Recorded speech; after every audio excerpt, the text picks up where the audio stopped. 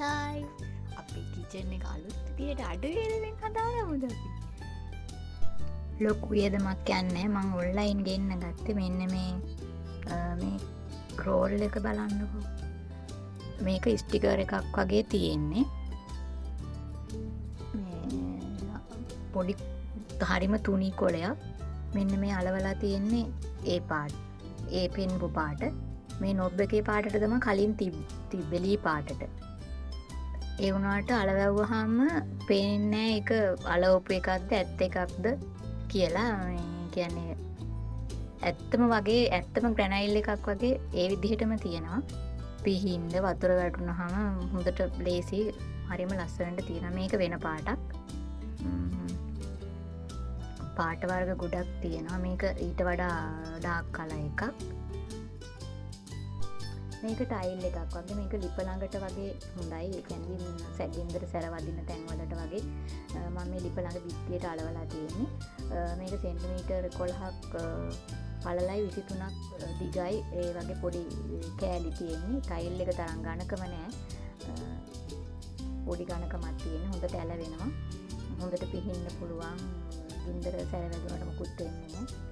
මේ අර මම කලින් පෙන්නපු අර ස්ටිකර් එක මෙතන ලාර්ජ් සෙට් එකක් තියෙන. ඒකට ඕන විදිහට අර නමාගෙන ඒ විදිහට අලව ගන්න පුළුවන්.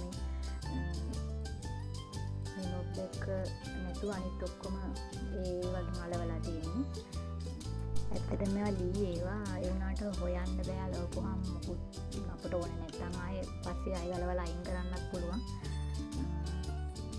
ලස්සනටම නීට් එකට තියෙන අලවපුවාම අලවනකොට පොඩ්ඩක් හිමින් පිළිවෙලකට අලව ගන්න ඕන, හීට් කර ගන්න ඕන හෙයා ඩයර් එකකින් හරි. එතකොට හොඳට හයි වෙලා හිටිනවා.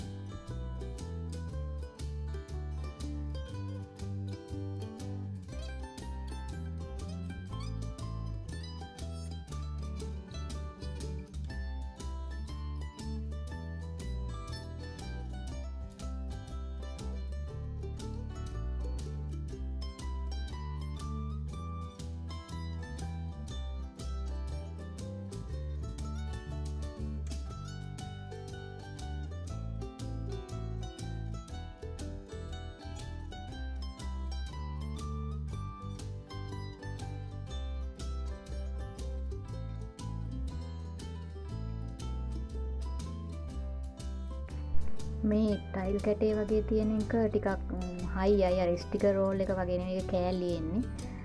ඒක අලවන්න අර රෝල් එකට වඩා ගොඩක් ලේසි. මේක ලිප ළඟට වගේ තමයි ගොඩක් හරියන්නේ. ඕන තැනකට අලව ගන්න පුළුවන්. මේක බැල්කනි එකට ගත්තේ. ඒකත් අර ගල් ටයිල් අල්ලලා වගේ තමයි පේන්නේ. ඒකත් සෙන්ටිමීටර් 25 කෑලියෙන්නේ. ඒක නම් ගොඩක් නවන්න අනම්මනම් කරන්න ලේසි. අර බිත්ති අලවපු ටයිල් කැට ඒ වගේ නෙවෙයි. එළියට තමයි ගොඩක් ඒ කලර් එක මැච් වෙන්නේ. ගේ ඇතුළටත් තනි සුදු පාට ඒ වගේ වෙනස් ඒවා තියෙනවා. අලවන්න ලේසි ඒකත්. ඉතින් දැනට ඉවරයි. ගිහින් එන්නම්.